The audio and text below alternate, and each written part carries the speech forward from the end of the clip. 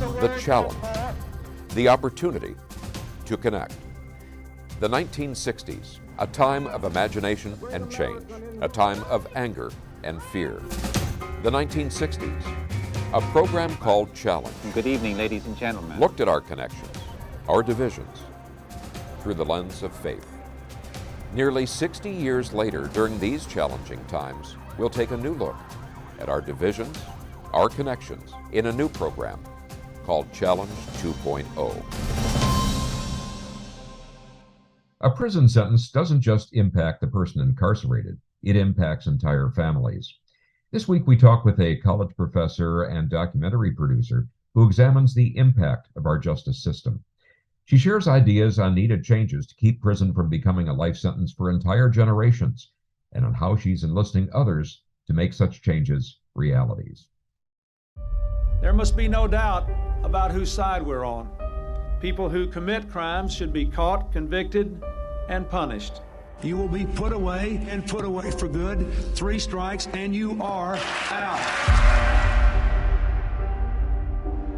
In 1993, Washington State was the first state to implement the 3 strikes policy and make it okay to put people in prison and throw away the key.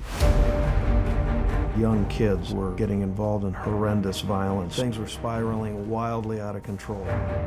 The face of the threat became young black and brown men. This is our hill. Don't come here.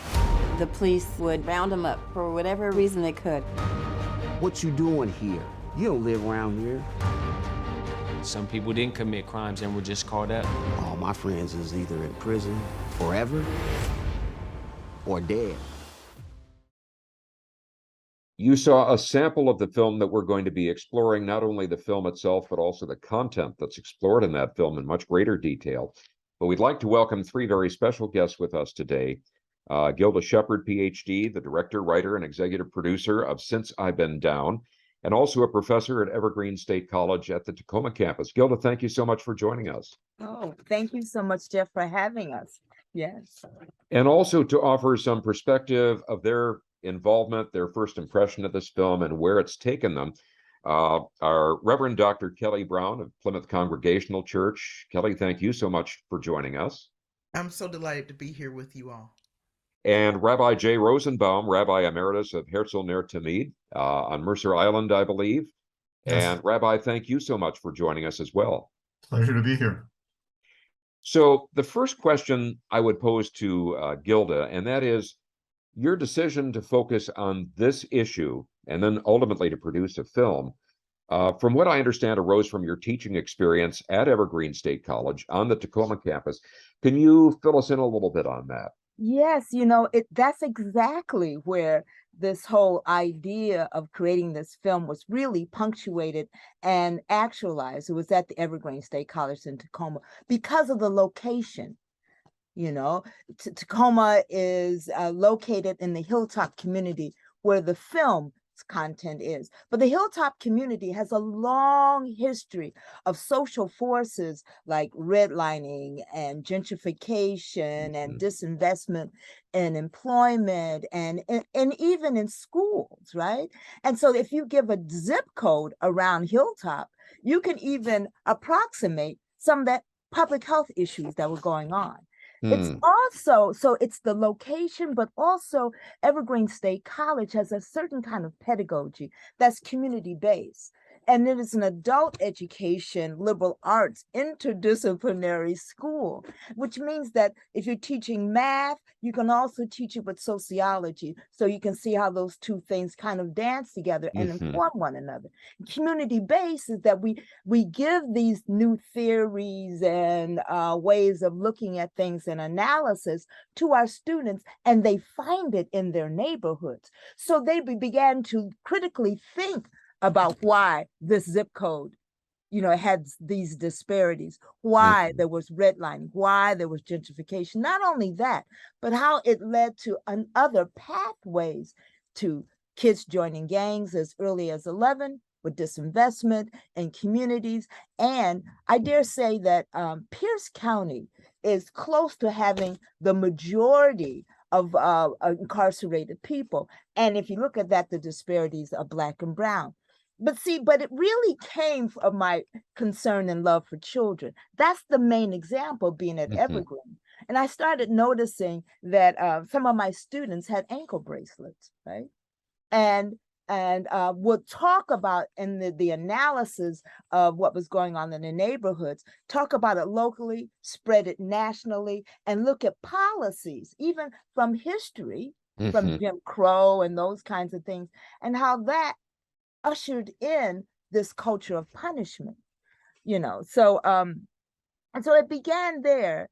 And because sometimes, art helps you to see what you sometimes don't see. And that's what James Baldwin said. And so as a sociologist and a filmmaker who prides herself on being a storyteller, I was able to embrace these stories and give it a kind of visual metaphor, as well as unravel statistics to show that how it affects children and the legacy of this, but also the triumph of the human spirit. No slow fade in the gore for this film. The young people that you encountered in your classroom that you said had ankle bracelets on, did their participation in the class, did the depth of their knowledge or wisdom surprise you or not surprise you once you noticed that they were wearing ankle bracelets, and what that suggested? Yeah, well, Jeff, I must admit, I came in and like, shocked, right? And at their brilliance, even. Sometimes we are teachers as Atlas. We carry the world on our shoulders, and we're supposed to impart it to everybody. Not realize, as Bell Hooks says, that oftentimes the marginalized people who live on the margin, have a better, or I don't want to say better, but have a possibility, because of the data in their life, of understanding structural problems. And so I learned from them, I think Maxine Green says, education helps you to create who you are. And so sometimes I become the student. But yes, I had to go through this positionality where I said, oh, let me impart. And then I saw the ankle bracelet, and I saw the possibility of people's analysis and critical thinking. And then from what I recall, you took that a step further from not only teaching in what would traditionally be the classroom, but you took your classroom into the prisons. Tell us about that and what your initial impressions were, and then how those impressions expanded, perhaps, as you spent more and more time there. Yeah, let me tell you a little backdrop. I had finished a documentary in Ghana, West Africa, in a refugee camp. And at the end of that, this one woman who was the head of the camp, had been a refugee for decades, told me, she said, Sis Gilda, the same AK-47s that you see in the Civil War in Liberia are in your kids' hands, just like child soldiers, and you need to do something about that. So when I returned, I started volunteer teaching sociology classes at the prison, and the same rude awakening, Jeff, happened. I talk about this one concept in sociology called sociological imagination, where a person looks at their biography and how they have responsibility for shaping their biography, but there are other social forces, history and those kinds of things. Tacoma, Washington State was the first state to do 3 strikes you're out. Okay, Washington State has no parole, right? Washington State incarcerates more Black people than the national average. Really? Right? And so that's a lot of people don't even know we don't have parole. And so, I was thinking about that through a problematic lens. But when I gave students the assignment of looking at their biography and how it is informed, not determined, but informed by legislation, history, all kinds of things, environmental science, problems and those kinds of things, I got an analysis that blew my mind. I thought, where did this come from?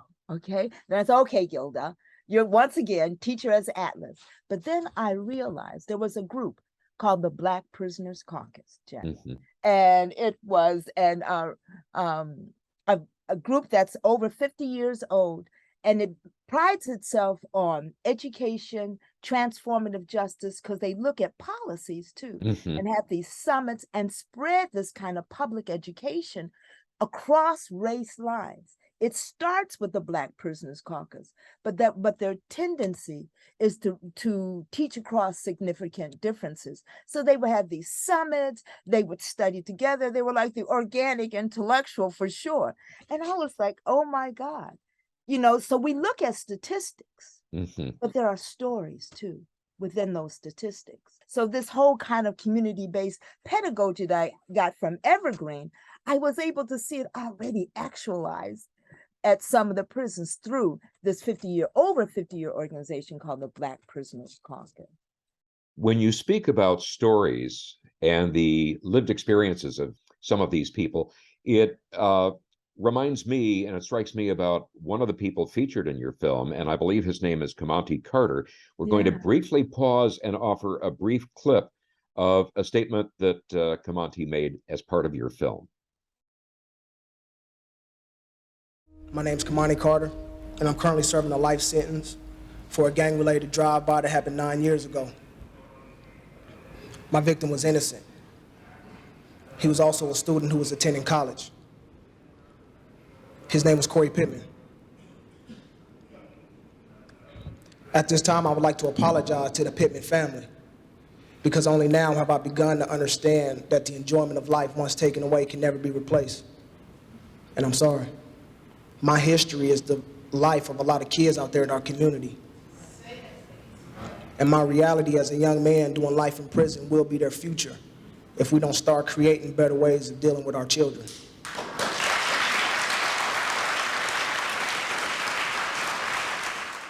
It's stories such as Kamonte's, I think, that I know personally watching your film made a very strong impression on me. And so I might ask both Reverend Brown and Rabbi Rosenbaum, when you first saw this, what impression it made on you? Gilda, perhaps since you first encountered him, start out, and then we might proceed to Reverend Brown and then also Rabbi Rosenbaum.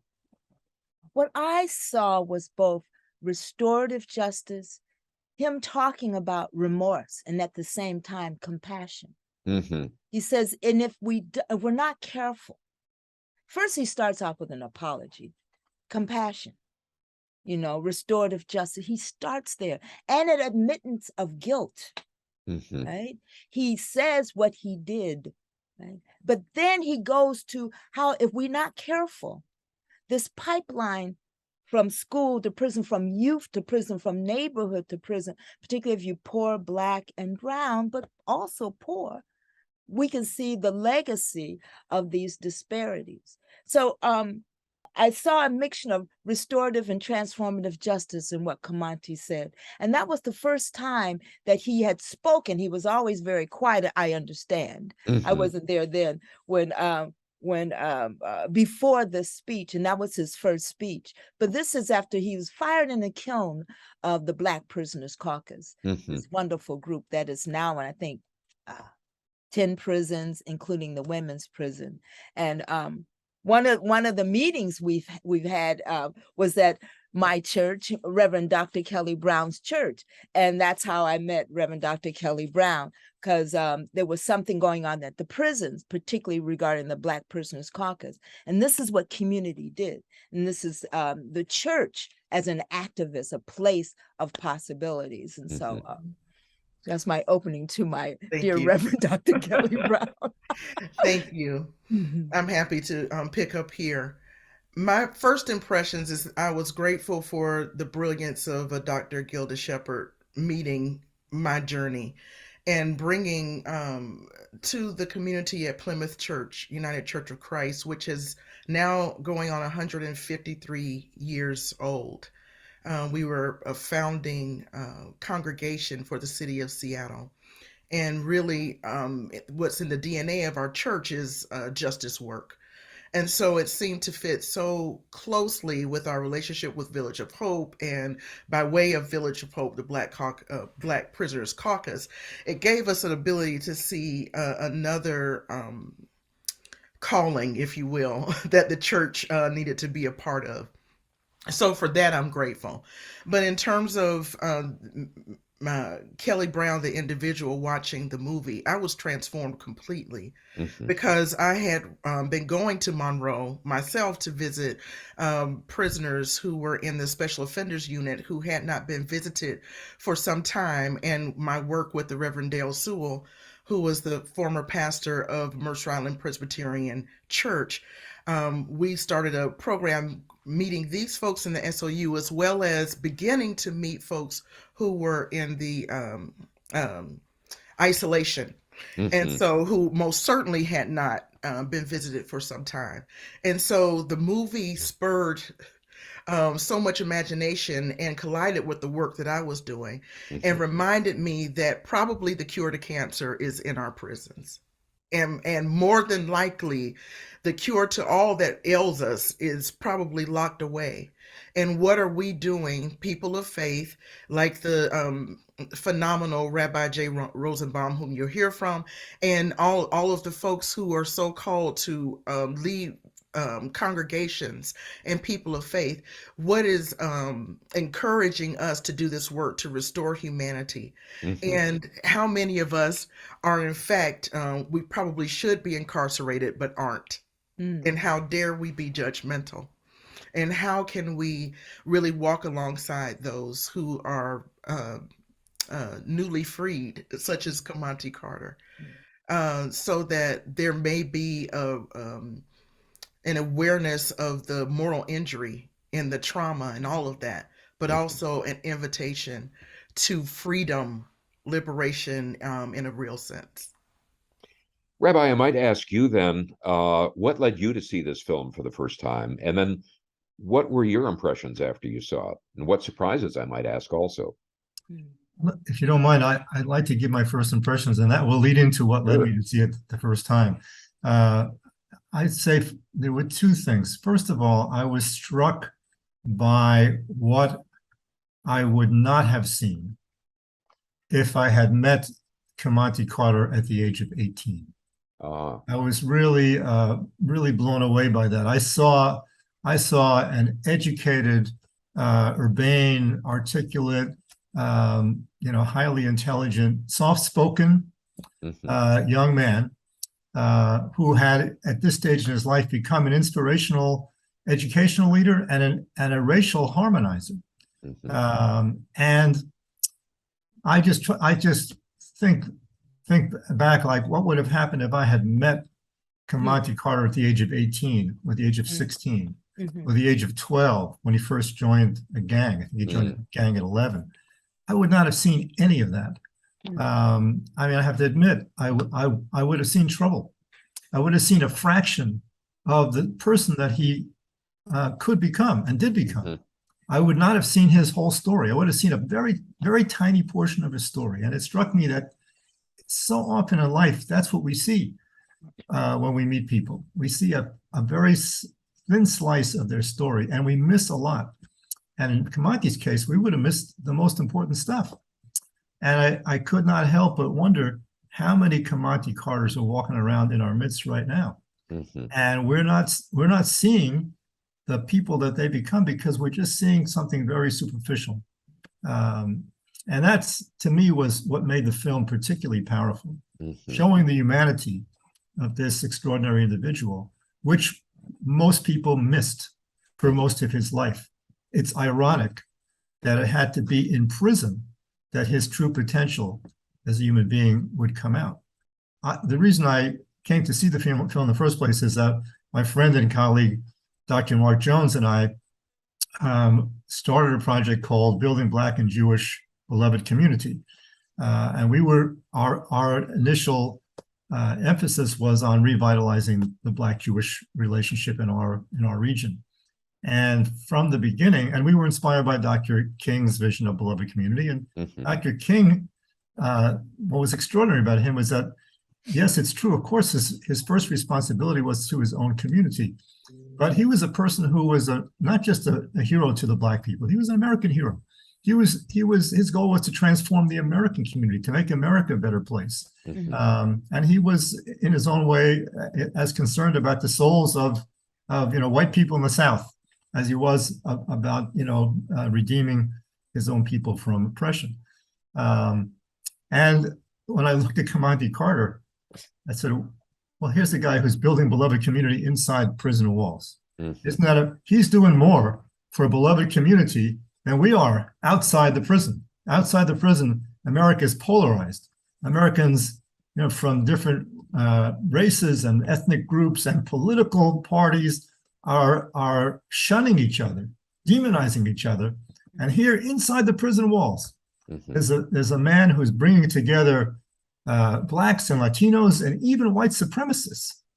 That was like unbelievable. White supremacists joined his group. Crazy stuff. We could learn a lot from him. Absolutely. I wish Kamanti was here because I'd like to ask him what his impression was the first time a white supremacist walked into his group. But both of you offered some wonderful perspectives, and I know you've been following those initial impressions, and we're going to talk about that further. But I think it might be a good time to widen our view a little bit. And Gilda, I know that the book from Michelle Alexander, The New Jim Crow, has been very influential in your thinking and in how you approach this. And I know that Michelle Alexander essentially returned the favor by saying how impressed she was with your film. Both the book and the film make it very clear that the system of incarceration and the degree of incarceration is unique in this country compared to other what we consider developed countries. And in fact, I think there's been the phrase that we seem to have an addiction for throwing human lives away. Could you tell us a little bit about, maybe give us a quick overview of Michelle's book and how it influenced you and your approach to this film? Well, I met Michelle Alexander when she came to speak at Washington State Reformatory, where the first prison that I started teaching at 12 years ago. And she met Commodity Carter and the Black Prisoners Caucus. What Michelle Alexander really punctuated many of her many arguments and theses and data that she collected, great researcher, was how the systems of racism from even the 1800s till today are still going on. It's not like history repeats itself. It's like people repeat history. That that the rise of mass incarceration may seem like a recent phenomenon. However, right after the alleged emancipation of enslaved Africans, that there was a lot of particular mass incarceration of Black people, right? That is repeated not only today. We see the disparities in an amount of people who are in prison per population in the United States of America, in the world, but what she also says is that once people get out of prison, there's this almost invisible cage of felony. It's hard to get a job. It's you owe money because it's legal financial obligations with high percentages, and if you don't, there's a criminalization of poverty. So there's all of these other hard to get a place to live, hard to get a job, all of those things. So what she helped me to do was look at things systemically. Incarceration should be a last resort, not a first response, and we've turned it into a first response. And it's the path of least resistance is to get rid of people that are problematic for you in any way, instead of dealing with the underlying problems in society that are generating these problems in the first place. Incarceration is a failure. You have to have some of it, but if you have tons of it, that means there's something wrong, and we're not looking at those things. And justice is supposed to be relational. It's supposed to be brothers and sisters, and I say in solidarity with those who are trans and non-binary siblings, we are related to one another. There's no way we can get around it. And what we've done in the systemic ways that we have done incarceration and criminalization, which is also related to the ways that we have sustained racism and xenophobia and classism and sexism and misogyny and all of the other isms and oppression that we carry. If we don't do away with this sort of individualism that we think is about pulling up bootstraps when we know people don't have boots and some of us don't even have feet, when we think about the ways that we think we're individuals and it's only hurting me and it's not hurting someone else. None of it is true, and we are suffering as a society because we won't acknowledge and admit that we are connected. And so the more that we criminalize others, the more that we continue this process. And also, let me say, I cannot stress enough that we need to follow the money. Because in this country, being resourced is more important than anything. And so we have to also talk about the fact that there are a lot of people with private prisons and other ways that are making a whole lot of money and are relying on the continuation of imprisonment so that their money continues to come. But if we're able to get down to the basics of what I believe God has brought before us, and to remember that we are community, we can't sustain a system like this and believe that we are related to one another. It is so obvious we have so much more to talk about, and we are going to. It was very clear when we started talking in preparation for this program that one episode would not do it. And I'm very gratified that all of you have agreed to spend more time with us. And I hope that all of you out there would join us again next week as we continue this conversation of Challenge 2.0.